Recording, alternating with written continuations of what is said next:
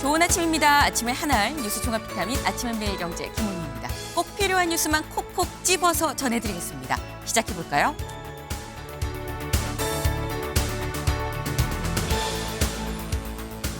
한국일보 일면입니다. 관세 충격 4월 대미 수출 14%나 급감했다. 무역 적자 1억 달러에 달한다라는 게 한국일보의 일면입니다. 네.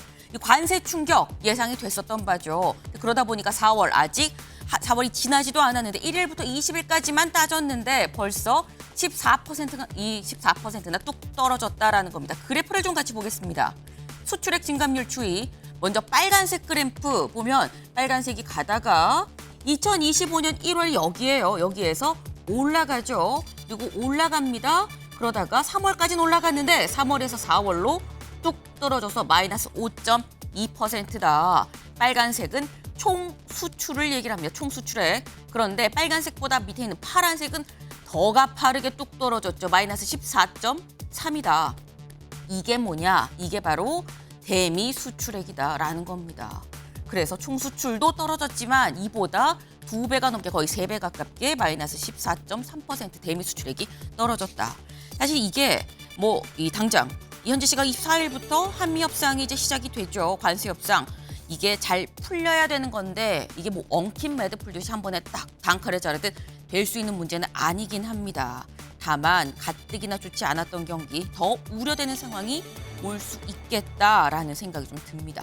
그래서인지 다음 기사 볼까요? 세계일보입니다. 네, 내란 심판 반명 아닌 민심은 경제 살리기다. 세계일보가 비영리 단체와 같이 여론조사를 좀 실시를 했습니다. 그래서 뭘 물어봤느냐? 여기 볼까요? 차기 대통령한테 바라는 정책 과제 뭐가 있습니까?를 물어봤는데 아래서부터 볼게요. 여기가 지금 밑에서부터 지금 2%가 상당히 높은 거죠. 경제 일자리 2017년에 36.7%였었는데 이번에 물어보니까 57.3%가 경제 일자리를 꼽았더라라는 겁니다. 그 다음이 정치개혁. 정치개혁도 24.8에서 오히려 줄었어요. 21.9%. 그 다음이 외교안보 기타 등등이었었다라는 거죠. 경제 일자리 민생이 상당히 좀 중요하다고 얘기를 하고 있다. 민심은 이라는 거죠. 이런 상황에서 다음 기사 볼까요? 동아일보입니다. 이재명 더 독해진 상법 개정안 재추진. 예, 이재명 전 대표 어제 주식시장 활성화 공약을 발표를 했습니다. 그러면서 SNS에 이렇게 썼어요. 뭐라고 썼느냐.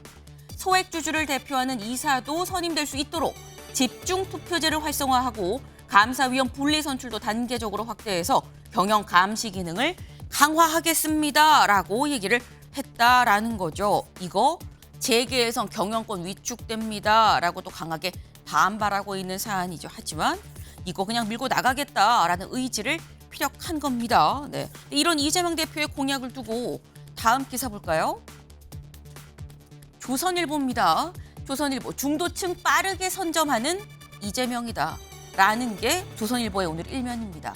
여기 보겠습니다. 저도 큰 겜인데 주가 5천 이 시대를 열겠습니다. 개인 투자자들을 겨냥한 상법 재추진하겠습니다라고 얘기를 하고 있다라는 거죠. 이런 약속 자체가 중도층을 빠르게 선점하고 있는 거 아니겠느냐. 그래서 현재 중도층 지지 40%대 중후반으로 상승세를 보이고 있다라는 게 조선일보의 일면입니다. 잠시 뒤 관련해서 대담으로도 좀 짚어보겠습니다. 다음 기사 볼까요? 경향입니다. 네. 서울 아파트 농약 분사기 방화 1명 사망 11명 중경상입니다. 네. 어제 오전 8시 17분 한창 저희 방송 중인 시각이었었죠. 서울 관악구 봉천구의 이 한 아파트에서 농약 분사기에 이제 기름을 넣어서 화염 방사기처럼 사용을 했었던 그런 사건이 벌어졌습니다. 한 명이 숨지고 무려 11명이 중경상을 입었다. 근데 이 숨진 한 명이 바로 용의자였었다라는 거죠. 용의자가 숨진 채 발견이 됐다라는 소식입니다. 네. 대체 이 사람은 왜 이렇게 이른 아침에 이런 이 아파트에서 분사기를 이용해서 방화를 한 건지 이 얘기도 저희가 잠시 뒤에 대담으로 좀 짚어보겠습니다.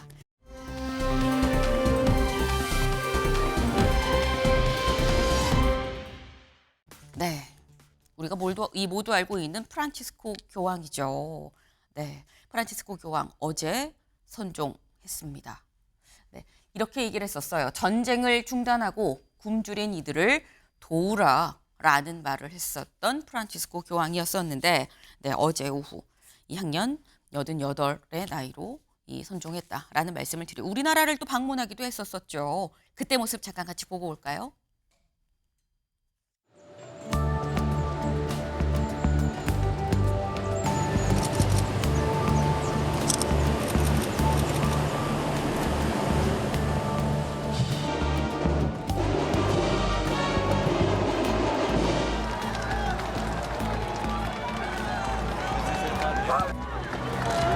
사실은 이런 참사가 일어나지 않게 특별법 제정되도록 도와주시고 No se ocurra otra vez esa misma 제가 편지 하나 전해드려도 되겠습니까? 편지 하나 전해드릴게요. quiere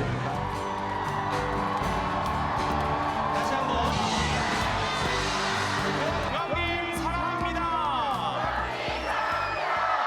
자, 교황님을 향해서 손을 흔들면 네, 유독 참 아이들을 많이 예뻐했었던 프란치스코 교황이었었습니다. 네, 방 안에서 나는 작은 차가 좋다면서 그 당시에 소형차를 타고 다녔었던 기억이 좀 남는데 이 방한한 기간 내내 매일같이 세월호 참사 유족들을 좀 위로를 했었던 그 모습이 기억에 남네요. 네, 양극화 정말 말 그대로 극단까지 치달은 우리 사회에 교황이 남긴 말씀이 전쟁을 중단하라라는 거죠. 네, 그래서 더 의미 있게 다가오는 것 같습니다. 꼭 총을 쏴야만 전쟁인가요? 네. 아침의 매일경제 뉴스 종합 비타민 언제나처럼 TV로 좀 크게 보시다가요. 궁금한 점 유튜브 댓글로 남겨주시면 같이 좀 얘기를 해보겠습니다. 함께해 주실 분들 소개합니다. 안녕하세요.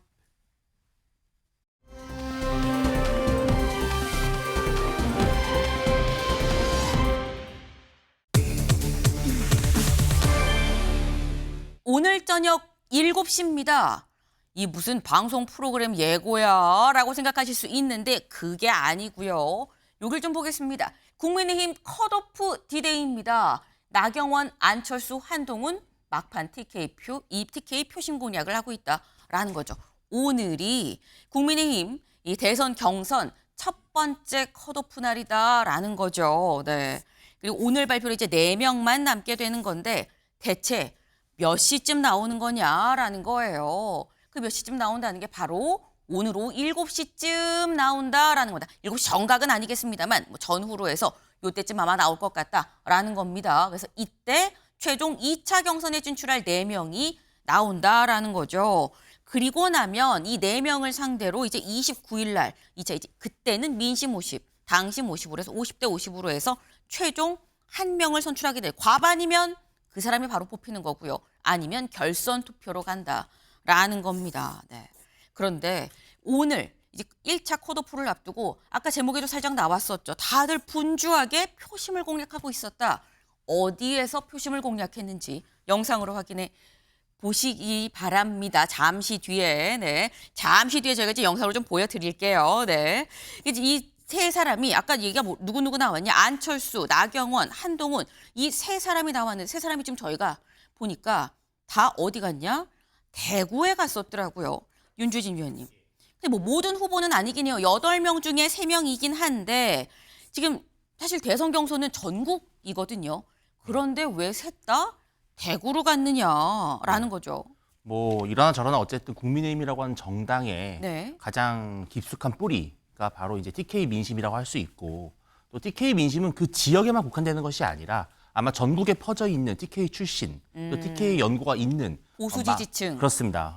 사실 서울만 해도 TK 출신 혹은 TK 연고가 있는 분들이 서울에서 강력한 또 보수 지지층을 형성하고 있는 경우가 많습니다. 이거는 뭐 네. 서울뿐만이 아니고요. 그렇기 때문에 TK를 방문한다고 하는 것은 보수의 심장을 겨냥해서 그 표심을 구해야 한다는 것인데 사실 홍준표 후보 같은 경우는 대구시장 출신이기 때문에 그렇죠. 굳이 막판에 TK에 호소하기보다도 전국적인 메시지를 낸다면 이제 아무래도 TK와는 좀 연고가 없고 TK에서 직접 정치를 하지 않았던 이 세 분은 특히 좀 신경을 많이 쓸 것이고요. 그 중에서도 아마 한동훈 전 대표 같은 경우는 탄핵을 좀 찬성했었던 그런 본인의 정치 이력 때문에라도 더 TK에 더 공을 들이지 않을까 그렇게 분석할 수 있을 것 같습니다. 네. 이게 말씀처럼 보통 대구는 보수의 심장이다라는 표현을 많이 쓰죠. 그만큼 보수의 텃밭인 곳인 거고 그리고 단순히 대구에 갔다고 대구 표심만 공략하는 거냐. 여기에 갔다는 얘기는 전국에 퍼져 있는 보수 지지층한테 주는 메시지가 있는 거다. 그런 전략으로 D-1 막판 마지막 점검을 대구에 가서 한 거다라고 지금 말씀을 하셨어요. 그럼 이 현재 제가 말씀드렸죠. 4명만 오늘 저녁 7시에 이제 최종 2차 이 컷오프까지 올라갈 수 있다라고 말씀을 드렸는데 그럼 이 4명엔 누가 들어가게 되는 거냐라는 거죠. 가장 최근 여론조사를 좀 갖고 와봤습니다. 볼까요? 네, 이렇다라는 거죠. 네, 먼저 지금 전체 이 뭐 국민의힘 지지층 뭐 이런 거 아니고 그러니까 전체 일반 국민 여론조사를 따져봤을 때 1위 김문수 리얼미터 여론조사입니다. 2위 한동훈, 3위 홍준표, 4위 안철수예요. 이걸로 따졌을 때는 지금 현재 이렇게 되는 거죠. 4등까지면 안철수까지다라는 거예요. 그런데 여길 좀 보겠습니다. 국민의힘 지지층과 무당층만 따졌을 때를 보면 김문수 27.8, 한동훈 19.8, 홍준표 17.9, 1, 2, 3등이죠.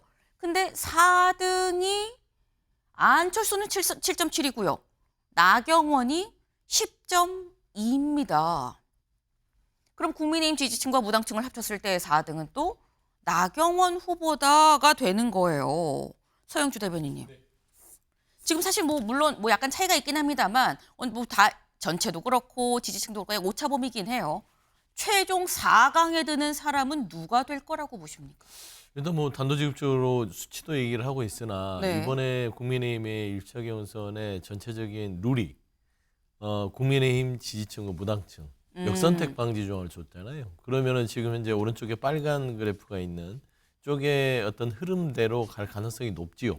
나경원 후보 같은 경우는 오세훈 서울시장에 불출마하면서 그 자리를 갈아 끼운 그 자리거든요. 그러면은 4강 구도로 그때 봤을 때가 김문수, 한동훈, 홍준표, 오세훈 이렇게 우리가 많이 이야기를 했어요. 그런 의미에서 나경원 의원이 고스란히 오세훈 서울시장 자리를 꿰찼다고 했을 때는 아마 큰 변동이 없다면 김문수, 한동훈, 홍준표, 나경원이 될 가능성이 높지요.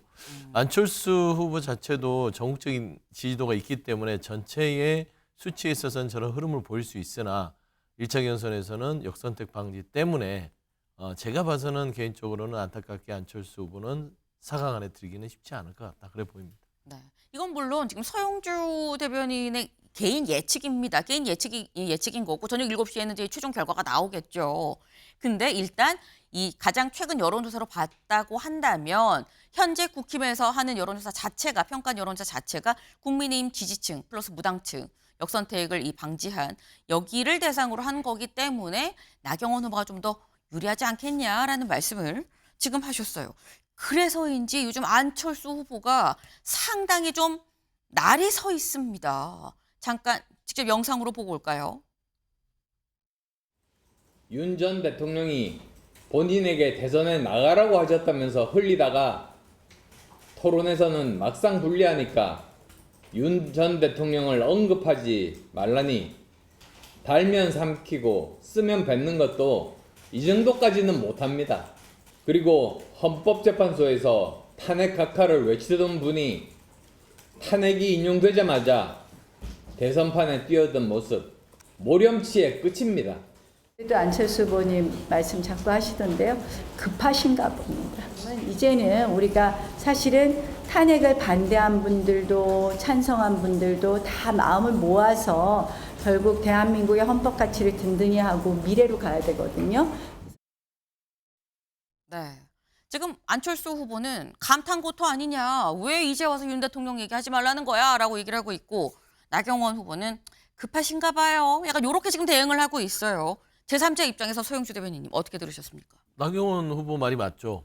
급하죠. 안철수 후보 자체는 지금 4강 안에 들어야 되는데 8명 중에 4강 안에 못 들으면 면을 구기잖아요.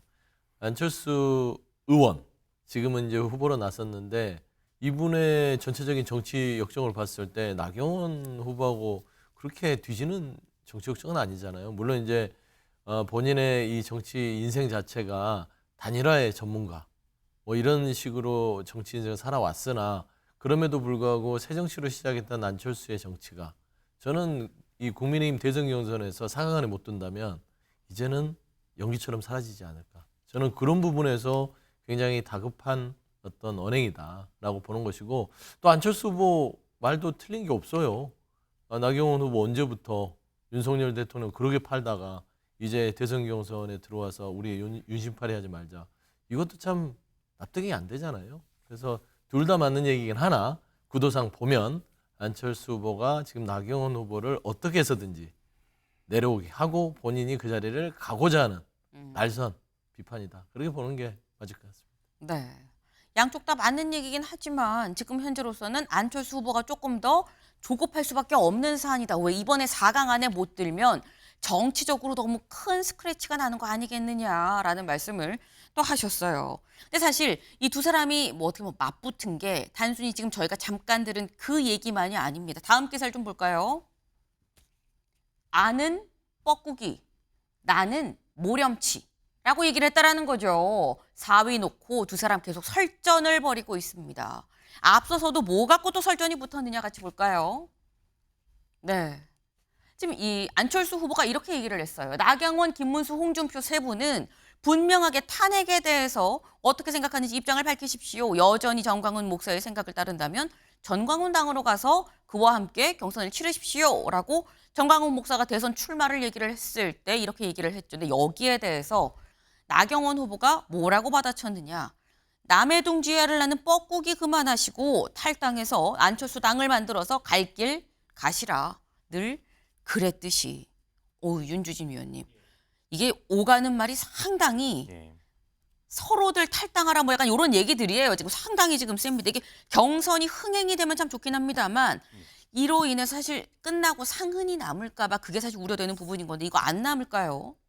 근데 뭐 앙금이 남는다 한들 네. 이 두 분의 앙금이 크게 어떤 국민의힘의 정치에 있어서 큰 의미가 있을지는 사실 모르겠는 게 안철수 의원 같은 경우는 원래 뭐 국민의힘 사람이라고 말하기는 좀 어렵죠. 그러니까 여러 당을 오고 가고 하셨다가 지난 윤석열 대통령과의 단일화를 계기로 이제 국민의힘에 들어오신 건데 사실 그 이후로도 당 내에서 어떻게 보면 안철수 의원의 세력이라고 할까요? 뭐 개파 이러한 것을 기대하기는 어렵고 늘 좀 약간 독자 플레이를 하셨던 분인 것 같아요. 반면 나경원 의원 같은 경우는 그래도 이 당에서 계속 5선을 하면서 본인의 관록을 유지해 왔고 최근 들어는 이제 탄핵 정국에서 상당히 좀 세를 구축하는 그런 모습을 보였죠. 예. 근데 저는 이제 안철수 의원 같은 경우는 본인이 탄핵에 찬성을 했고 계엄에 대해서 상당히 비판적이고 윤 대통령과 선을 그어왔던 본인의 정치적 그 브랜드가 사실 지금 한동훈 후보에게 온전히 다 뺏겨 있는 상황인 거예요. 그렇다 보니까 본인의 존재감을 다시 한번 과시하기 위해서 네. 탄핵을 반대했던 저 세 분에게 입장을 밝혀라 이렇게 하는 것인데 저는 전반적으로 지금 국민의힘 당원들이나 보수 지지층에서는 이번 국민의힘 경선이 더 이상 뭐 탄핵의 찬성이냐 반대냐, 뭐 기각이냐 각하냐 인용이냐 이런 지난 과거의 일을 갖고 계속 다투는 모습을 좀 보고 싶지 않을 것 같거든요. 저는 그래서 저는 안철수 의원이 전략적으로 4강에 들기 위해서 저러는 것인가 아니면 본인의 정치적 브랜드를 다시 한번 입지를 강화하고 자신의 마이웨이를 한번 더 자리매김하는 그런 것이 아닌가. 저는 아하. 후자에 좀 더 가깝다는 생각이 듭니다. 네. 지금 조근조근 말씀을 해주셨습니다만 안철수 후보 좀 힘든 길을 가려는 거 아니겠느냐라는 뭐 이런 식의 말씀을 지금 주셨어요. 네. 지금 이 당으로 국민의힘으로 오긴 왔지만 당에 안착을 했다고는 좀 보기 어려운 거 아니겠느냐 뭐 이런 말씀을 지금 주셨는데 오늘 만평이 하나 있었습니다. 만평 같이 볼까요? 네. 안철수 후보 관련한 만평이에요. 지금 안철수 후보가 빨간 펜을 들고 있죠. 뭐 뭐라고 얘기하면서 뭐 쭉쭉 긋고 있어요. 근데 위에서부터 좀 보겠습니다. 일단 이 사람 안 돼. X라는 거죠. 왜 탄핵 정당은 대선 포기해야 돼라고 얘기했었던 사람 아니야. 탄핵 반대했었던 사람이 안 돼라고 얘기를 하고 옆에는 여긴 또 한동훈 후보를 얘기하는 것 같아요. 여기는 뭐 이 윤석열 전 대통령 후광도 있고 정치 경험도 없고 검사였고 안 돼. 요 밑에 나경원 후보인 것 같아요. 탄핵 반대했었고 모렴치야 안 돼. 여기는 김문수 후보인 것 같죠. 계엄 옹호했었어. 탄핵 반대했었어. 그래서 또 안 돼. 여기도 안 되고 근데 여기는 돼. 왜? 탄핵 프레임에 자유롭고 깨끗하고 중도 확장성도 있고 그리고 AI도 잘 알고 점점점 여기는 돼 여기 동그라미라는 거죠. 지금 이게 국민일보 오늘의 만평입니다. 제목하여 대 아니다. 어떻게든 대선 후보 해보려는 안철수다라는 만평이 나왔습니다. 근데 사실 이걸 보면 서영주 대변인님, 요즘 안철수 후보가 저희가 이 앞서서 나경원 후보를 공격하는 거를 말씀드리긴 했었습니다만 네. 나경원 후보만 공격하는 건 아니에요. 모든 후보가 다 안 된다라고 사실 이렇게 얘기를 하고 있는 상황이긴 하거든요. 네, 그러니까 모든 후보를 공격하다가 이제 본인도 판세를 읽을 거 아니에요. 지금 나경원 후보를 끄집어내야 됩니다. 그래야 본인이 그 자리를 가야 되는데 안철수 후보 자체는 오세훈 서울시장의 불출마 이후에 본인에게 반사이익을 기대했을 거예요. 그런데 안철수 후보에게 오세훈 시장의 반사이익이 오지 않고 네. 이게 나경원 후보한테 가네? 이거 뭐지? 뭐가 내 생각만큼 잘 되지 않네? 라는 것이고 오늘 오후 7시에 이제 발표가 있잖아요. 최종적으로 있는데 지금 봐서는 녹록지 않은 것 같아요. 캠프 내부에서도 그렇고 본인이 판단하기에도 일단은 다른 후보를 그냥 분산해서 공격하는 것보다는 한 사람을 딱 찍어서 그래도 이제 뒤늦게 들어왔잖아요. 나경원 후보를 좀 끄집어 당겨서 내가 그 자리를 가겠다라는 부분에 있어서 나경원 후보에게 뭐 좀 강한 날선 비판과 메시지를 내는 건데 나경원 후보에 대한 안철수 후보의 메시지가 맞아요. 계엄을 옹호하고 예전에 그 탄핵의 파면 이전의 모습을 보면 나경원 후보 어땠습니까? 손현보 목사하고 같이 반탄핵 여전사 그렇게 했잖아요. 그렇기 때문에 모렴치하다고 얘기한 건 맞는데 시간이 너무 없어요. 그래서 그런 부분에 있어서는 안철수 후보 제 개인적인 생각이나 네. 시간이 없다. 그래서 좀 오늘 7시에 보면 알겠으나 제가 보기로는 4강 안에 들기는 어려울 것 같다. 좀 그렇게 보입니다. 네, 안철수 후보가 따로 연락을 하실 수도 있을 것 같기도 해요. 뭐 네. 정확하게 분석을 했으니까 네. 연락은 안 할 것 같습니다. 네. 일단 지금 현재로서는 아까 저희가 본 리얼미터 이 여론조사로 따졌을 때는 이 국민의힘 지지층과 무당층을 따졌을 때 한 2%포인트 정도 지금 차이가 나고 2점 몇 %포인트 정도 차이가 나고 있습니다. 때문에 오늘 저녁 7시에 실제 열어보기까지는 어떻게 될지 알 수가 없는 상황입니다. 다만 요 직전 최근 여론조사로 봤을 때는 그러하다라고 지금 말씀을 하신 거예요. 사실 안철수 후보, 나경원 후보 둘 중에 누가 4강에 들어가느냐도 관심이지만 누가 들어가느냐를 보면 요것도 보인다라는 얘기가 나옵니다. 다음 께서 볼까요? 국힘 4강 나경원, 안철수, 반탄, 찬탄, 경선 판세가 달렸다라는 거죠. 네. 이게 대체 무슨 얘기냐. 윤주진 위원님. 지금 보면 안철수 후보는 찬탄이고요. 나경원 후보는 반탄이거든요. 근데 둘 중에 누가 4강에 들어가는지를 보면 이번에 국민의힘을 지지하는 사람들이 탄핵에 대해서 어떤 판단을 하는지가 좀 나올 거다. 뭐 이런 얘기 같아요.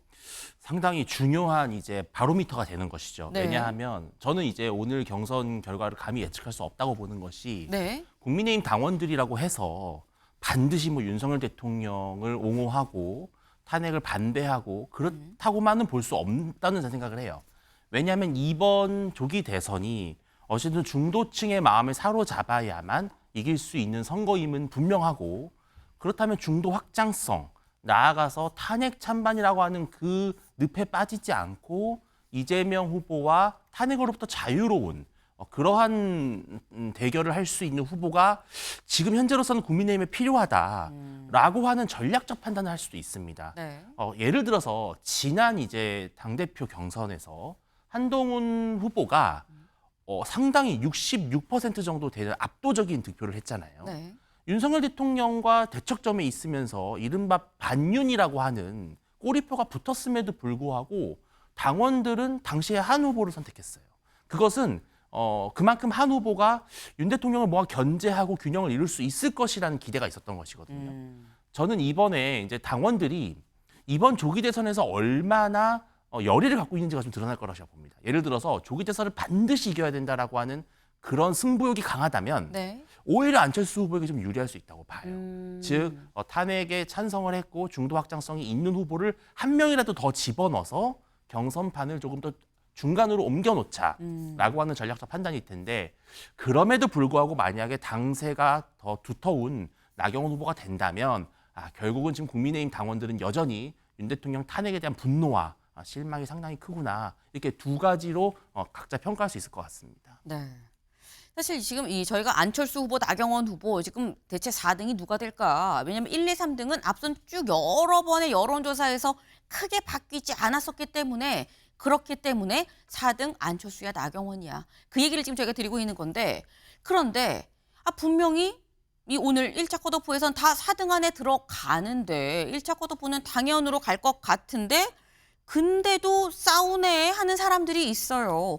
누구냐? 다음 기사 볼까요? 키높이 구두, 눈썹 문신 1호. 네, 홍한의 감정 싸움이다. 홍준표 후보와 한동훈 후보 감정 싸움을 하고 있다라는 거죠. 직접 들어보시죠. 우선 키도 크신데 뭐 하려고 키높이 구두를 신습니까? 그 다음에 뭐 생머리냐, 뭐 보정 속옷을 입었느냐 이 질문도 내가 유치해서 안 하겠습니다. 유치하시네요. 네. 홍준표 후보 뭐 오늘 좀 과하게 했죠. 근데 뭐 제가 그거에 대해서 뭐 감정적으로 과하다 이렇게 반응하면 또 똑같은 사람 되는 거잖아요. 저는 큰 정치하고 싶어요. 이 정치 경험이 없다는 것이 오히려 장점일 수 있다. 한 전 대표가 걸어온 길을 보면 알 수 있다라는 말씀을 해주신 그렇죠. 거예요. 뭐 알겠습니다. 다른 분들하고 달리 탈당한 경험도 없고요. 예. 제가 뭐 특활비 집에다 갖다 준 경험도 없지 않습니까? 네. 키높이 구두를 신거나 부분 가발을 하거나 네. 뭐 속옷을 뭐 체형 맞춰서 입거나 이런 이미지 정치 하지 마라. 제대로 정치하려면 속이 깊어야 된다. 예. 그 이야기를 해주려고 올려서 이야기를 했는데 네. 그걸 아마 많은 사람들이 오해하는 것 같아요. 네, 들어보셨죠? 오고 가는 말들이 상당히 좀 날이 서 있다라는 겁니다. 근데 자세히 들었는데 눈썹 문신 1호 얘기는 없었는데 라고 생각하실 수 있어요. 그 얘기는 여기 있습니다. 네. 누구냐? 신지호 지금 현재 한동훈 캠프의 특보단장이죠. SNS에 뭐라고 썼느냐? 눈썹 문신 1호 정치인이 이미지 정치를 비판할 자격 있나요? 경상도 상남자인 줄 알았는데 하남자네요 라고 얘기를 하면서 한번 또 훅 공격을 들어갔다라는 겁니다. 일단 아까 조선일보 제목이 이거였었죠. 네, 감정 싸움이라는 거였었어요. 윤주진 위원님. 감정 싸움 아니냐는 지적 어떻게 보십니까? 감정 싸움을 먼저 의도적으로 한 것 같지는 않은데 네. 결과적으로는 양쪽이 서로 감정을 핥히는 그런 구도가 된 것 같아요. 저는 뭐 이번만큼은 좀 약간 양비론으로 가야 될 것 같은 것이 홍준표 후보가 조금 더 완화해서 완곡하게 표현했을 수도 있다고 생각을 해요. 예를 들어서 한 후보는 너무 이미지 정치 또 외모에 너무 치중하는 것 같다. 그렇게만 말해도 어차피 국민의힘 당원들이나 국민들은 알 건 다 알거든요. 지금 현재 어떤 부분을 이야기하는 것인지를. 그렇게 말만 해도 충분히 문제 제기할 수 있고 오히려 그 부분은 되게 공감대를 얻을 수 있다고 생각을 했는데 너무 특정한 어떤 요소를 거론하면 이것은 사생활 침해의 문제가 될 수도 있고 아까 말씀하신 대로 뭐 본인에게도 해당이 되는 문제가 되기 때문에 조금 두루뭉술하게 얘기했으면 더 낫지 않겠나라는 생각이 들고요. 다만 저는 이 부분도 말씀드리고 싶은 게 한 후보가 어떤 특정한 그런 뭘 했냐 안 했냐 이걸 떠나서 당원들과 지지층이 또 그런 걱정이 있는 것도 사실이에요. 그러니까 정치가 물론 멋있으면 좋죠. 외모도 중요합니다. 과거의 보수가 또 진보에 비해서 너무 좀 외모적으로나 이미지적으로나 조금 너무 좀 세련되지 못했다라는 그런 비판도 있었어요. 그런데 또 정치인이 너무 그런 외적인 요소에만 치중하는 것을 또 당원들은 걱정하고 있어요. 그래서 저는 양쪽 다 그냥 너무 이걸 그렇게 반응하지 말고 홍 후보는 너무 이렇게 구체적으로 물어본 것에 대해서 좀 사과하시고 네. 한 후보는 본인이 앞으로 외모와 이미지보다도 내실에 더 충실한 정치인이 되겠다 이렇게 하면 될 일인데 왜 이걸 갖고 투닥거리는 것인지 좀 의아합니다. 네. 사실 아까 한동훈 후보는 직접 들어보셨습니다만 뭐 제가 대응하면 똑같은 정치인 되는 거잖아요. 저는 그냥 큰 정치 하겠습니다. 라고 얘기를 하긴 했는데 소영주 대변인님. 네. 근데 한동훈 후보는 그렇게 얘기했는데 이 신지호 특보단장은 눈썹 문신 1호 뭐 또 이렇게 얘기를 했어요. 그럼 이건 어떻게 봐야 되는 겁니까? 감정 싸움이죠. 우리가 전형적으로 이걸 감정 싸움이 아니라고 얘기할 수는 없는 것이고 네. 홍준표 후보 자체가 원래 직구잖아요. 뭘 돌려서 얘기를 해줘요. 뭐 속 깊은 정치를 해라. 속 깊은 정치 하십시오. 이미 정치하지 말고 이렇게 얘기하면 되는 것인데 예를 들면은 키높이 구두, 그다음에 생머리, 가발이라고 나중에 얘기했죠. 부분 가발, 그다음 보정속옷 이런 부분들을 얘기함으로써 국민의힘 경선 자체가 수준이 확 떨어졌어요. 그러면은 홍준표 후보 자체는 모르겠어요. 제가 홍준표 후보를 높이 평가한다면 국민의힘의 경선에서 나올 만한 윤석열 전 대통령의 내일 한행에 대한 파면 얘기, 탄핵의 찬성 얘기 여기에서 화제를 돌리기 위해서 무리수를 뒀나? 라는 생각을 하는데 제가 그건 너무 높이 평가한 거고 제가 봐서는 홍준표 후보가 이강의 상대로 한동훈 후보를 생각하는 것 같아요. 그러다 보니까 이미지를 깎기 위해서 좀 무리수를 뒀는데 해서는 안 될 말이죠.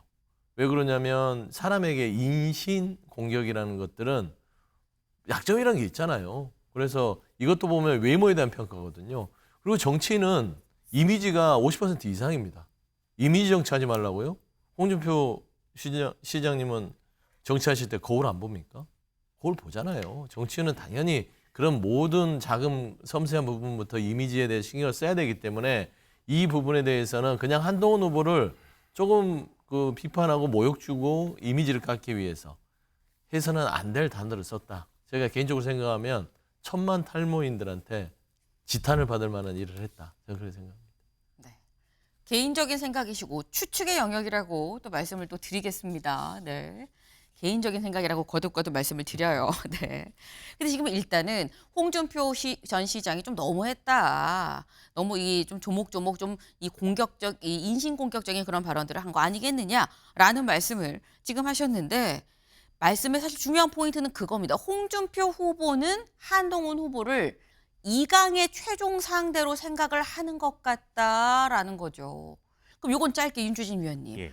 이강으로 홍준표, 한동훈이 올라간다고 하면 이건 그야말로 찬탄이냐 반탄이냐 국민의힘의 지지층이 어디를 지지하는 거냐가 지금 나오는 거 아닙니까? 그렇습니다. 이제 거의 뭐 전면전의 양상으로 가는 네. 것이죠.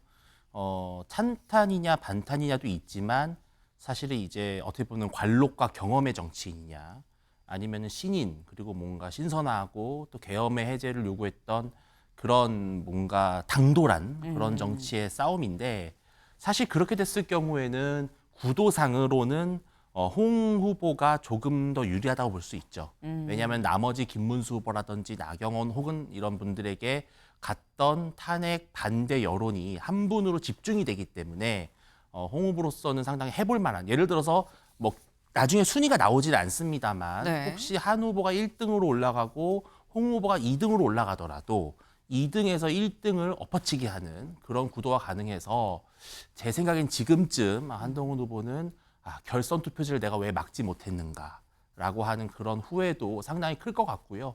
역시 모든 선거와 경쟁에 있어서는 룰의 싸움이다. 정말 룰의 싸움이고 이번에 이 결선 투표 도입을 한 것이 아마 처음에 근데 홍 후보님은 결선 투표 되게 반대하셨어요. 네. 근데 아마 지금쯤은 또 그렇게 너무 대놓고 반대 안 한 걸 또 본인이 잘했다고 생각하실 것 같습니다. 네.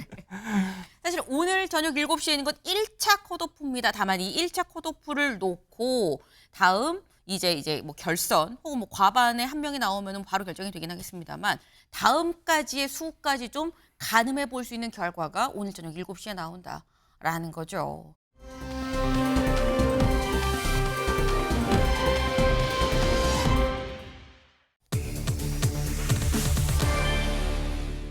(50%입니다) 기사 같이 볼까요? 이재명 지지율 첫 50% 돌파.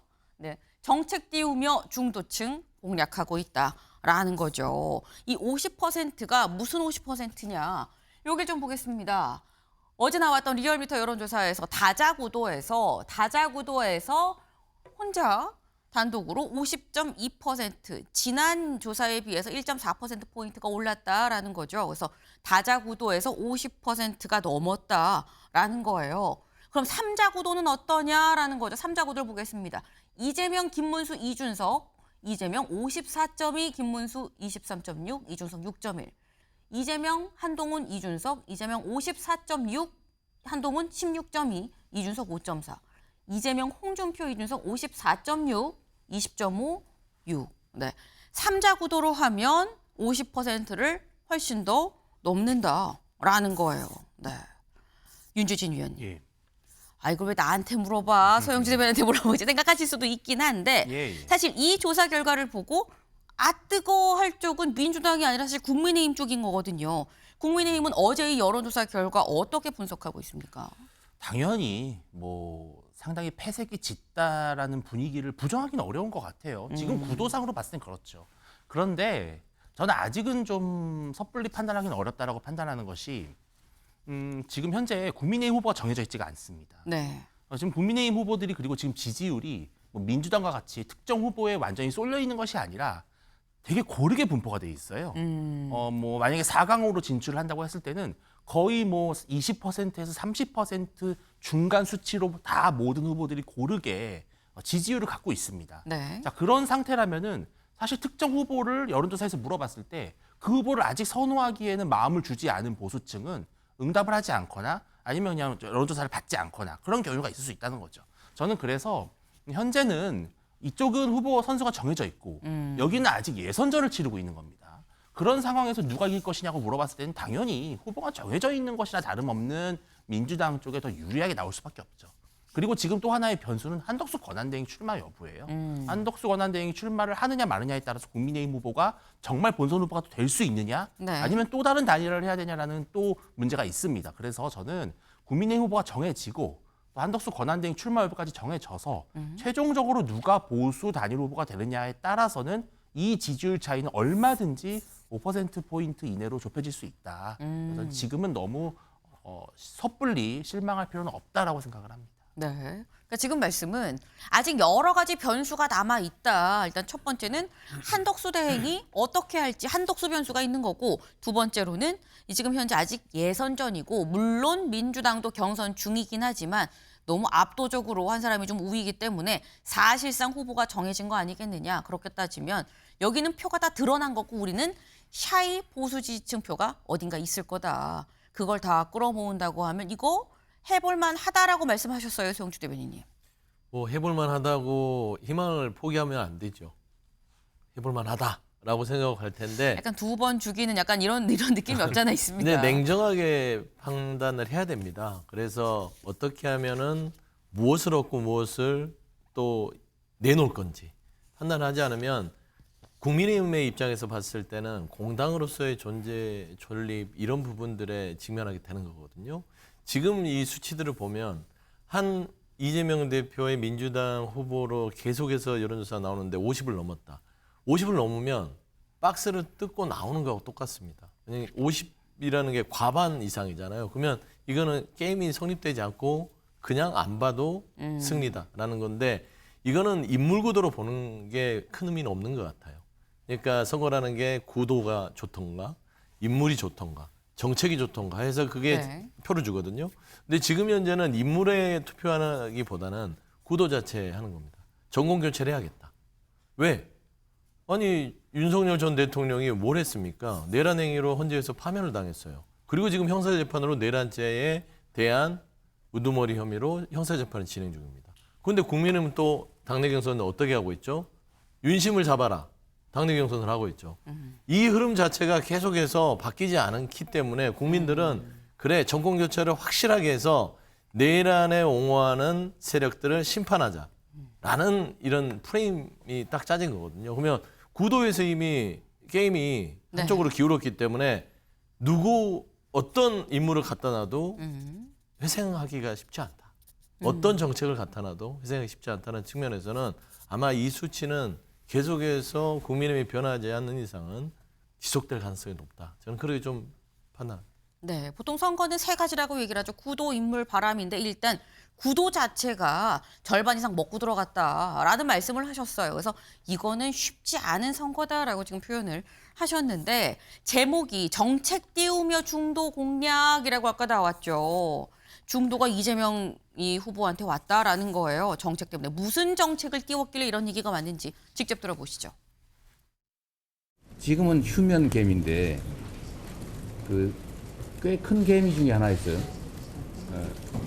자, 정치를 그만두면 다시 또 주식시장으로 되돌아갈 가능성이 99.9%죠. 제가 잠깐 대통령 선거에 떨어져가지고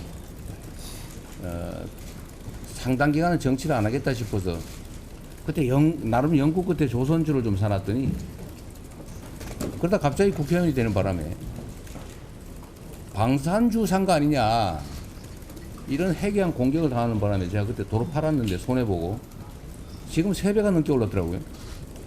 이게 한 5천 정도, 4천 정도 넘어간다면 우리나라 대한민국의 국부가 늘어나지 않습니까? 이번에 상법 개정을 실패했는데 최대한 빠른 시간 내에 다시 해야 될 것 같아요.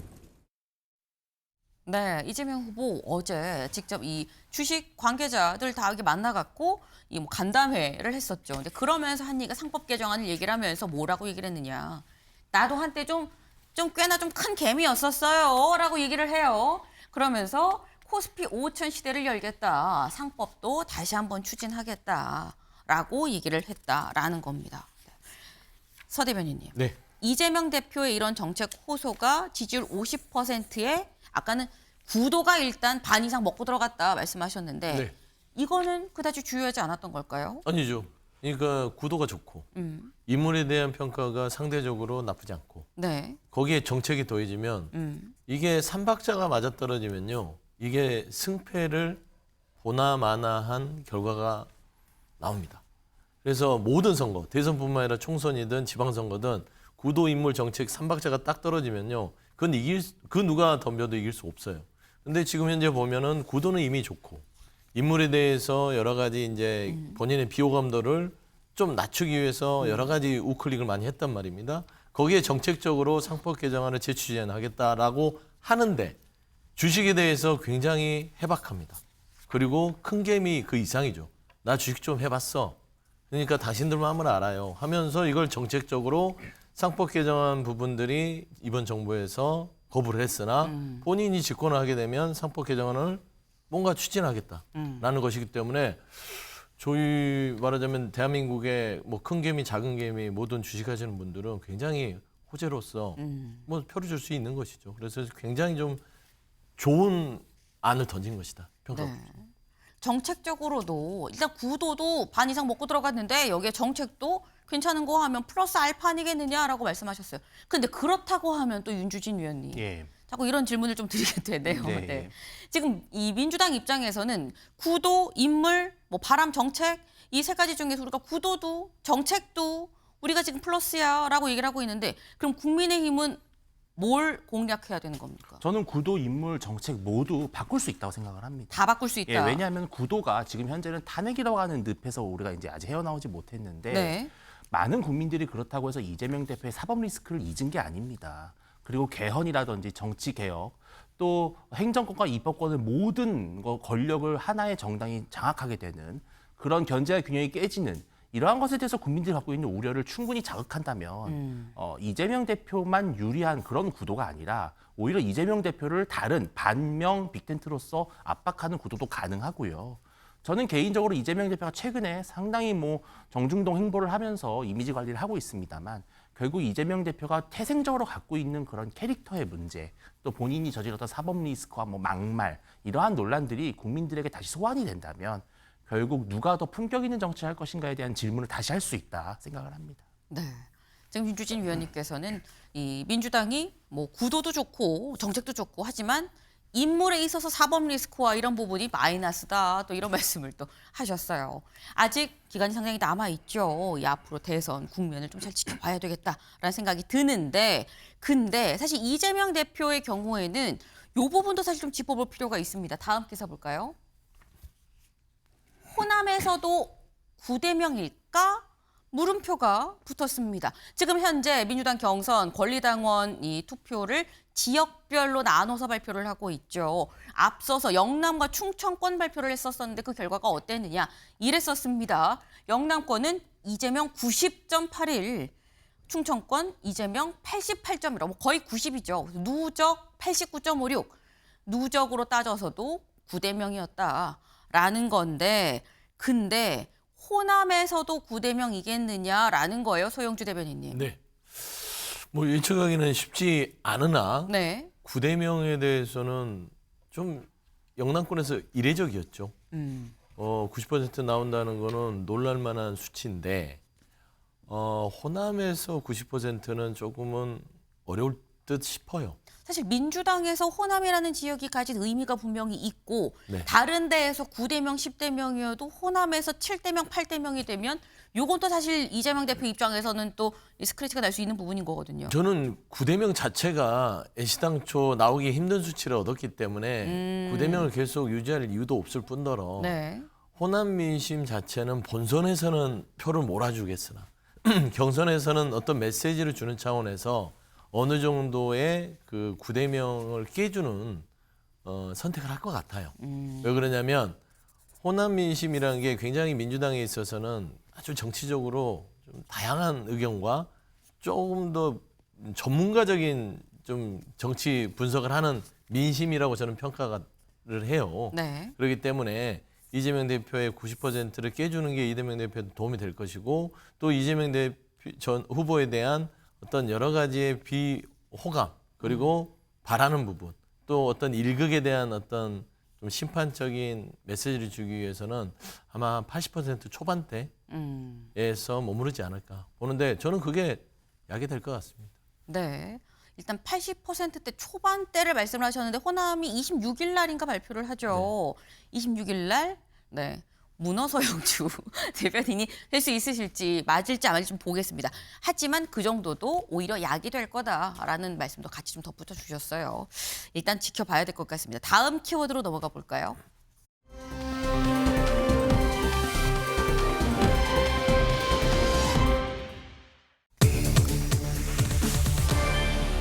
사람에 충성하지 않는다. 사람에 충성하지 않는다라는 이거 왜 나온 건지 보겠습니다. 윤, 계엄, 요리도 수술도 할 수 있는 칼이다. 썼다고 살인이냐라고 강변을 했다라는 거죠. 어제 윤석열 전 대통령의 내란 혐의 관련한 2차 공판이 있었습니다. 이 자리에서 윤석열 전 대통령 여기 좀 볼까요? 이렇게 얘기했다는 거죠. 계엄은 그 자체론 가치 중립적인 거다. 칼 같다고 볼 수 있다. 아픈 환자 수술도 할 수 있고 협박, 상해, 살인 같은 범죄를 저지를 수도 있는 거 아니냐. 계엄 자체가 가치 중립적인 건데 비상계엄을 했다고 이거를 나쁘다고만 이 프레임을 세워서 볼 게 아니다라는 취지로 얘기를 했다라는 거예요. 요거 서영주 대변인님. 네. 요리도 수술도 할 수 있는 칼이다 계엄은 가치 중립적인 거 아니냐라고 얘기했거든요. 본인이 내란을 자백하는 꼴입니다. 그러니까 칼이라는 부분에 대해서 얘기를 했죠. 계엄은 칼 같은 거다. 그런데 헌재에서 어떻게 했죠? 그 칼을 요리하고 수술하는 데 쓰지 않고 살인하는 데 썼다라고 저는 판시했다고 보는 겁니다. 왜냐? 헌재에서 이미 비상계엄의 통치행위 자체가 법적인 헌법의 어떤 영역을 벗어나서 네. 이거는 국민들의 기본권을 침해하고 헌법의 이 헌정 질서를 파괴했다.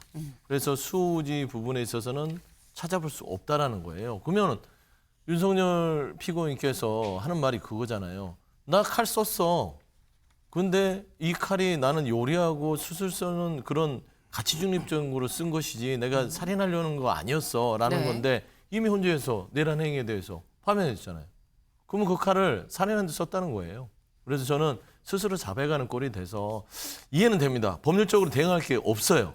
그렇기 때문에 또 지난 헌재처럼 호수위에 떠다니는 달그림자를 본인 스스로 지금 쫓아가는 꼴이 됐다라는 것이라서 그렇게 뭐 논평할 어떤 가치? 그냥 가치 중립적인 입장밖에 제가 말할 수 없습니다. 네.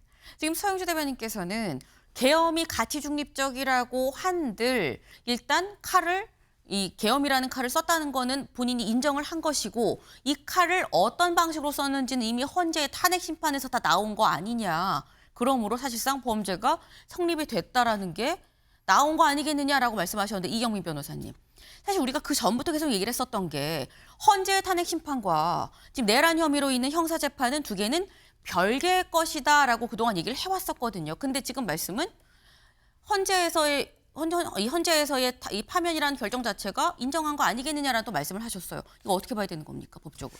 사실 이제 엄격하게 따지면 별개 절차가 맞고 네. 그리고 형사 절차에서는 조금 더 이제 엄격하게 이 사람이 혐의가 있는지를 판단을 하게 됩니다. 그래서 그렇게 해서 이제 형사처벌까지 가게 되는데, 근데 어제 하나 이제 주목할 점은 이 검찰에서 헌재 탄핵 심판 결정문을 이제 증거로 제출을 했거든요. 네. 그 말인즉슨 헌재에서 나온 이 결과물들도 하나의 증거 자료로서 형사재판 절차에서 참고를 해달라 이런 의미라고 보시면 되고, 그럼 엄격하게 별개의 절차를 맞긴 하지만 네. 그 과정에서 나왔던 증인들의 증언들이라든지 아니면 헌재 재판관들이 판결을 한 그 내용들이 어느 정도 이 형사재판에서도 가치를 가지는 그런 유의미한 내용들이 있기 때문에 증거로 제출이 된다라고 보시면 될 것 같고, 네. 실제 이제 뭐 하나의 동일한 사실관계를 두고 이게 이제 형사 절차에서 이제 처벌이 될지 여부를 이제 판단을 하는 것이라서, 사실 현재 그 탄핵 심판 과정에서 나왔던 그런 증언들에 따르게 되면 어느 정도 이제 내란죄와도 조금 이제 뭐 일맥상통하는 부분도 좀 있기는 하거든요. 그런 걸 보았을 때는 아마 조심스럽지만 뭐 앞으로의 뭐 증인신문 과정을 더 지켜봐야 되긴 하겠지만 네. 어느 정도 이것이 이제 형사 절차에 있어서 뭐 처벌까지 가는 데 있어서 조금 증거로 쓰일 수 있는 가능성이 좀 있는 것은 분명해 보인다라고 판단해 볼 수 있을 것 같습니다. 지금 또 중요한 부분을 말씀을 해주셨어요. 어제 검찰에서 이 형사재판부에 지규현 부장판사한테 뭘 제출을 했느냐, 이 헌재의 탄핵 심판 이 선고문을 제출을 했다라는 거죠. 이걸 좀 참고를 하시라라고 제출을 했기 때문에 재판부에서 이걸 어떻게 활용을 할지 여부를 좀 봐야 된다라는 말씀을 지금 하셨습니다. 네. 근데 지금 저희가 윤석열 전 대통령의 계엄이라는 칼은 가치 중립적인 거 아니냐라는 요 발언을 지금 좀 봤는데, 근데 사실 윤석열 전 대통령 어제 이 첫 번째 공판에서는 93분 동안 얘기를 했는데, 윤주진 위원님, 예. 어제는 계속 침묵하고 있다가 마지막에 한 6분 정도만 짧게 얘기를 했어요. 예. 근데 왜 그렇지라는 얘기가 또 나오긴 했거든요. 왜일까요? 글쎄요, 저는 윤 대통령이 이렇게 계속 본인이 직접 나서서 변론을 한다든지, 네. 뭐 증인신문에 참여한다든지 이렇게 됐을 경우에는 오히려 윤 대통령에 대한 이미지가 더 안 좋아질 수밖에 없고, 이것은 지금 현재 진행이 되고 있는 국민의힘 경선에도 악재로밖에 작용할 수밖에 없습니다.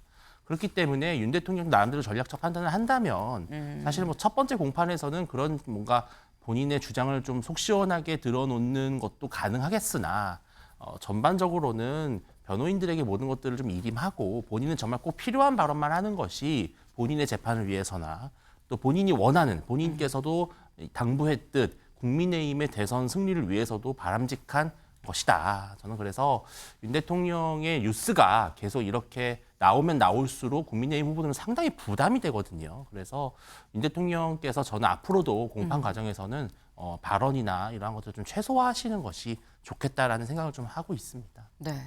그러니까 지금 말씀은 윤석열 전 대통령이 뭐 전략적으로 생각을 해서 그랬는지 알 수 없겠지만, 어쨌거나 윤 전 대통령의 말을 좀 아끼는 편이 지금 상황에서는 좀 나은 것 같다라고 말씀을 하셨어요. 뭐 그런 판단으로 말을 좀 아꼈는지 모르겠습니다만, 어제 윤석열 전 대통령 말을 아꼈었죠. 그런데 그런 윤 전 대통령 앞에 이런 얘기를 증인이 나와서 했습니다. 다음 기사를 좀 볼까요?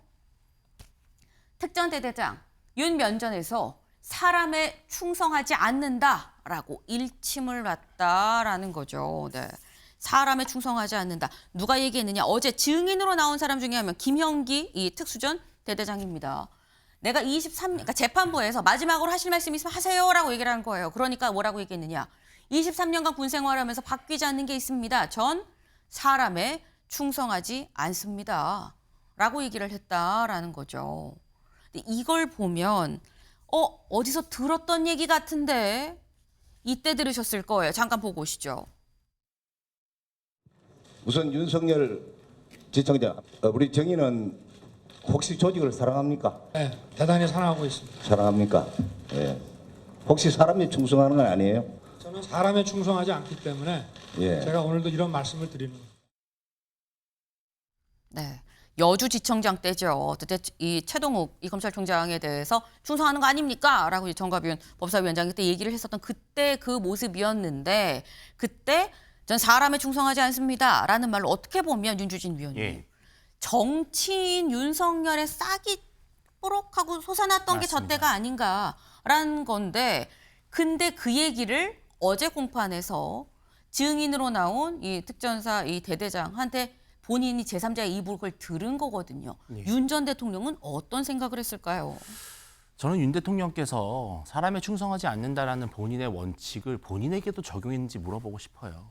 그러니까 본인은 사람에게 충성하지 않는데 그럼 자신의 부하들이나 자신의 참모들이나 아니면 국민의힘 의원들이나 이런 사람들에게는 어떻게 보면 인간 윤석열에게 충성하게끔 기대했던 건 아닌가. 그래서 지금의 이런 작금의 파탄적인 상황이 온 것이 아닌가라는 아쉬움이 있고요. 저는 김영기 대대장에 대해서도 비판하고 싶어요. 왜냐하면 이 자리가 정치하는 자리가 아니잖아요. 지금 공판이지 않습니까? 저 발언은 윤 대통령의 트레이드 마크예요. 저거를 갚아준 겁니다.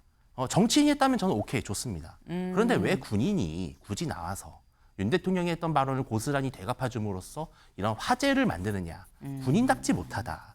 군인은 군인답게 담백하게 사실만 있는 그대로 진술해야지 나와서 마치 좀 정치적 플레이처럼 보이는 그런 일종의 이벤트를 만든 것은 저는 매우 유감스럽습니다. 네. 본인 정치인이 아닌데도 불구하고 윤 전 대통령의 말로 그대로 되갚아준 거 아니냐라는 건데 서영주 대변인님. 그러니까 특전사 대대장이 네. 오죽했으면 그런 얘기를 했을까요? 빗대서 당신 이 피고인 윤석열 전 대통령이고 국군 통수권자였지요. 근데 대대장이 왜 그런 감정적인 얘기를 했을까 생각해 보세요. 본인은 죄가 없고 다 부하들한테 뒤집어 씌우려고 하는 전직 군수 통수권 국군 통수권자를 보면서 얼마나 한심했겠습니까? 사람이 충성하지 않는다보다는 저는 이 말에 주목합니다. 군인은 국가와 국민을 지키는 것이다. 나는 사람에도 조직에도 충성하지 않는다. 이 말은 무슨 말이냐면 국가에 헌신하는 군인들을 더 이상 내란의 행위를 저질러서 모욕하지 마라. 저는 일침을 가했다고 보기 때문에 저는 이게 꼭 대대장 한 사람의 얘기가 아니라 지금 대한민국 군의 무너진 자존심을 대변해서 군 통수권자였던 피고인 윤석열에게 하는 말이다. 라고 보는 것이 맞지요. 네. 그러니까 또 지금 말씀은 오죽하면 그랬겠느냐. 원망이 좀 서린 그런 상황 아니겠느냐라고도 말씀을 하셨는데 어제 질의응답 중에 이런 부분이 있었습니다. 여기를 좀 볼까요? 윤 전 대통령 측은 두 증인한테 의원 끌어내라 지시가 불가능했고 군 투입은 질서유지 차원이었다는 취지의 질문을 반복해서 했다. 변호인은 조 단장한테 의원들을 끌어내도 어디로 이동시켜서 구금할 지가 없으면 의원들이 다시 국회로 들어갈 텐데 그런 지시를 할 수 없는 거 아닙니까? 지시 자체가 불가능한 거 아닙니까? 라고 얘기를 했고 여기에 조 단장이 불가능한 지시를 왜 내렸습니까? 라고 받아쳤다라는 거죠. 또 다른 지금 저희가 조금 전에 얘기한 이 김 대대장은 뭐라고 얘기를 했느냐. 국회 상황을 제어 못하면 군이 들어가는 게 비상계엄 아닙니까? 라고 이 질서를 제어하기 위해서 군이 들어가는 거 아닙니까? 라고 얘기를 하니까 질서를 유지하는데 총을 왜 가져갑니까? 라고 답했고 방청석에서 웃음이 터졌다라는 거죠. 그러니까 지금 이걸 보면 일단 증인으로 나온 이 조성현 이 수방사 1단장 그리고 저희가 지금 얘기한 김영기 이 특전사 대대장 등 이 두 증인이 상당히 좀 마음에 좀 맺힌 게 좀 있는 상황인 것 같기도 하다라는 부분이 좀 보이긴 합니다. 네. 그런데 이런 상황만 있었던 게 아니고요. 다음 기사를 좀 볼까요? 윤, 본질과 관련 없는 증인 신문이다. 재판부, 재판 의심은 잘못이다. 라고 얘기를 했다라는 거예요. 여기 나와 있습니다. 이게 무슨 얘기냐? 어제 재판에서 윤 대통령 한 6분 정도 얘기를 했다라고 말씀드렸죠. 윤 전 대통령이 내란죄의 법리와 로직을 딱 세워놓고 재판을 하면 본질과 관련 없는 걸 굳이 증인 신문할 필요가 없는데 이걸 왜 그렇게 안 하는 겁니까? 로직을 세우고 증인 신문 할 사람 안 할 사람 정하죠. 라고 얘기를 했다라는 거예요. 재판 진행에 대해 한마디를 했는데 이에 대해서 재판부가 명확한 기조로 진행하고 있는 재판을 의심하면 잘못된 것이고 검찰이 합리적 의심이 없을 때까지 유죄 입증을 하는 건 존중해야 한다며 재판장이 제지하기도 했다라고 얘기를 이 기사에 지금 나왔습니다. 지금 이게 이경빈 변호사님 사실 이 상황을 보면 윤석열 전 대통령이 아니 이거 이렇게 로직 세워서 이렇게 해야 되는 거 아니에요? 라고 어떻게 보면 훈수 아닌 훈수를 좀 둔 상황에서 재판부가 우리가 알아서 할 거예요 라고 약간 제지를 한 상황으로 보이거든요. 근데 그렇다고 하면 이건 뭐 잘 모르는 상황이라고 해도 윤석열 전 대통령 피고인 입장에서는 썩 플러스될 상황은 아니지 않냐라는 생각이 들어요. 어떻게 보면은 정말 답답하니까 네. 좀 이런 행동을 보이지 않았나라고 생각이 되고, 사실 재판을 할 때 피고인이 이렇게 관여를 하는 부분이 물론 이제 그것을 뭐 막는 것은 아니지만 그래도 필요한 그런 절차에 있어서 이제 발언을 하게 되는데 네. 어제 그런 발언들은 어떻게 보면은 좀 이것이 이제 내란죄로 갈 것이 조금은 이제 본인 입장에서도 불리하다고 생각되는 증언들이 계속해서 튀어나오다 보니까 아마 이런 부분들을 조금 탈피를 하고자 애초에 그 전제로서 뭔가 이제 비상계엄을 선포를 했던 것이 이런 뭐 호소형 계엄에 불과하다. 국헌문란의 목적이 없었다. 이런 부분을 조금 강조를 하면서 재판부 입장에서도 그 목적에 좀 주목을 해달라. 네. 그래서 이런 내가 뭔가 의원을 끌어내라라는 지시가 있었다라는 내용들의 증언이 나오고 있는 부분들에 대해서 집중을 하지 말고 애초에 국헌문란의 목적이 없는 나의 이런 비상계엄을 선포할 수밖에 없었다. 절박한 그때 당시 상황을 조금 이해를 해서 그거를 이해를 하게 되면 이런 나머지 그런 사실관계들이 나온다고 하더라도 이 부분에 집중을 할 것이 아니고 그냥 이제 뭐 내란죄 국헌문란의 목적이 없으니 의심스러울 때는 피고인의 이익으로 가서 무죄를 선고를 해달라 이런 취지로 이제 보는 것 같거든요. 네. 그래서 어쨌든 앞으로의 재판 과정에 있어서도 뭐 검찰의 이런 뭐 재판부에서 검찰이 그런 부분을 입증을 할 것이다라고 하는 거는 이 증인신문의 순서에 있어서도 검찰이 신청한 증인들을 토대로 이제 이 신문리를 하다 보니까 네. 아마 계속해서 이런 불리한 증언들이 쏟아질 수밖에 없다라고 좀 예상을 하는 것 같고 그러다 보니까 이런 부분들을 조금 탈피를 할 목적에서 이 국헌문란의 목적에 좀 집중을 해서 그런 부분을 재판부에서 좀 유리하게 봐달라 이렇게 좀 주장을 하는 것 같습니다. 네. 그러니까 저희가 사실 앞에서 직접 이 얘기를 나눴던 두 증인의 얘기 자체가 좀 본인한테는 불리한 진술들이 있기 때문에 판 자체를 좀 다시 원점으로 돌아가서 전제 자체를 좀 건드리는 이렇게 말고 이렇게 하는 게 어떻습니까? 라는 얘기까지 나왔던 게 아니겠느냐라는 말씀이었어요. 이제 두 번째 공판이죠. 세 번째 공판이 이제 다음 달에 또 있습니다. 이제 하루하루 조금씩 공판이 좀 진행이 될 것 같다라는 생각이 좀 드네요.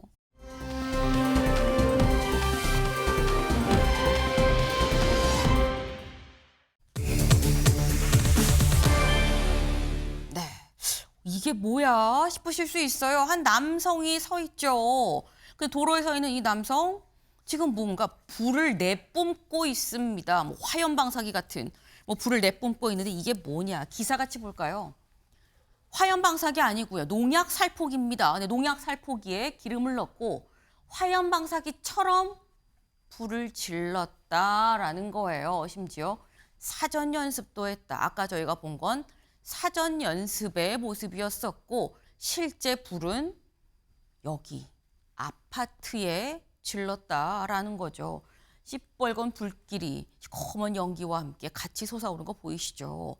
리포트로 먼저 잠깐 보고 돌아오겠습니다. 아파트 4층에서 시뻘건 불길이 타오릅니다. 저거 어떻게 두 집에서가 났지? 놀란 주민들은 불길을 피해 황급히 달아납니다. 어제 오전 8시 17분쯤 서울 관악구 봉천동의 한 아파트에서 불이 났습니다. 갑자기 펑 소리가 나더라고요. 그래서 버스가 부딪혔나 하고 창문을 열어봤더니 일단 가운데 집에서 먼저 불길이 치솟았고 불이 난 4층에서는 60대 남성 A씨가 숨진 채 발견됐는데요. 시신 옆에는 기름이 담긴 농약 살포기가 있었던 것으로 전해졌습니다. 경찰은 A씨가 두 세대에 불을 낸 뒤 사망한 것으로 보고 있습니다.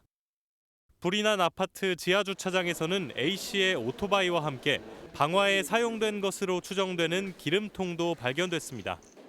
경찰 조사 결과 A씨는 봉천동 아파트에서 불을 내기 직전에도 서울 관악구의 한 빌라에서 방화를 시도한 것으로 조사됐습니다. 여기만 탄 줄 알았지. 그랬더니 여기 탔잖아, 저기. 이렇게. 그 앞도 타고 이게 분무기 이렇게 요 안으로 뿌리면서 그냥 확 탄 거야. 갑작스러운 불로 2명이 전신 화상을 입는 등 6명이 다쳤고 일부 아파트 입주민들은 이재민 대피소로 몸을 옮겼습니다. MBN 뉴스 안정모입니다. 네, 서울 한복판에서 이게 대체 무슨 일인가 싶으셨을 것 같습니다. 그런데 이 화재로 인해서, 이 방화로 인해서 용의자였던 한 명은 숨지고요. 주변에 있었던 다른 이 주민들 6명이 크게 좀 다쳤다, 중경상을 입었다라는 지금 보도가 지금 나오고 있는데, 근데 여기서 사실 보통은 저희가 이경미 변호사님 무슨 이 사건이 있을 저희가 이게 어떻게 이럴 수 있어요? 형량이 어떻게 돼요를 여쭤보려고 생각을 했지만 일단 용의자가 숨진 상태예요. 근데 그렇다고 하면 용의자가 숨진 상태에서 저 주변에 다친 주민들도 있고 당연히 피해를 입은 주변 세대도 있고 여기는 피해 배상, 보상 이거 어떻게 해야 되는 겁니까? 그렇죠. 사실 이제 당사자가 사망을 해버렸다라고 하면은 그 책임을 질 주체가 없어지기 때문에 네. 사실 그런 부분들이 조금 문제가 될 수가 있고 그런 경우에는 이 유족을 상대로 사실 이제 손해배상 청구를 할 수밖에 없습니다. 네. 유족들이 이제 그 부분에 대해서도 채무를 상속받는 그런 이제 관계가 되기 때문에 이제 할 수밖에 없는데, 근데 사실은 이제 그 지금 어떤 상태였는지도 이제 뭐 이 용의자가 이제 뭐 범행의 의도, 그다음에 뭐 상태, 재산 상태 뭐 이런 부분들도 이제 확인을 해 볼 테지만 조금 이제 뭐 기사로 나오는 부분들이 있어서는 보면 뭐 좀 폭력적인 모습도 보이기도 하고 해서 좀 가족들도 뭐 어떻게 이제 그동안 케어를 했는지 이런 부분도 좀 보기는 해야 될 것 같거든요. 네. 그래서 그런 부분들에 대해서 뭔가 책임을 질 주체가 없다라면 사실 좀 보상을 받는 것도 힘들 수도 있습니다. 예, 그런 부분들도 있어가지고 좀 앞으로의 절차에서 좀 안타깝긴 하지만 좀 책임을 물을 수 있는 그런 주체가 있다면 마지막까지 좀 그런 부분들을 통해서 좀 손해배상이라도 받아야 되는 그런 상황일 것으로 보여집니다. 네, 지금 말씀처럼 일단 용의자가 숨진 상태이기 때문에 그 유족들, 용의자의 어떤 유족들한테 이 채무가 넘어갈 수밖에 없는 상황이다. 다만 가족들과 용의자의 관계나 가족들의 현재 자산 상태도 좀 봐야 되는 거 아니겠느냐 말씀을 하셨는데 다음 기사를 좀 볼까요? 네, 점화 시험가동 기름통 놓고 인근 빌라부터 침착하게 불을 붙였다라는 거죠. 근데 이게 저희도 아까 요 사진을 좀 봤었죠. 요 사진을 좀 봤었는데 보면 이게 지금 일단 시험으로 한번 해보는 겁니다. 이게 불이 잘 나가나 안 나가나 이걸 한번 해봤었다는 거죠. 이거는 누가 봐도 명확하게 이경미 변호사님 계획범죄인 거는 확실해 보이는데 근데 계획범죄에서도 인근 빌라부터 침착하게 불을 붙였다. 대체 왜? 사실 이 얘기는 굉장히 많은 인명피해를 계획을 했었던 거 아니냐라는 부분인 거거든요. 그렇죠. 저렇게 이제 미리 15분 전에 저렇게 행동을 했다라는 것도 계획범죄의 정황으로 볼 수도 있고, 네. 이 어쨌든 농약을 살포하는 그 기구를 저렇게 개조를 했다라는 자체도 하나의 계획범죄로 볼 수가 있거든요. 그래서 그런 모든 것들에 비춰본다면 뭐 기존에 이제 살던 집이라고 하니까 네. 뭐 어느 정도 갈등은 있었던 게 아닌지 뭐 이런 부분도 조금 살펴봐야 될 것 같아서 네. 일단 모든 정황이 계획범죄로 보기에는 충분해 보이는 것 같습니다. 네. 일단 계획범죄인 걸로 보기엔 충분한데 이게 더 많은 인명피해로 번지지 않아서 그나마 좀 다행이다라는 생각이 좀 듭니다. 저희가 준비한 소식 오늘 여기까지입니다. 오늘도 좋은 하루 보내세요.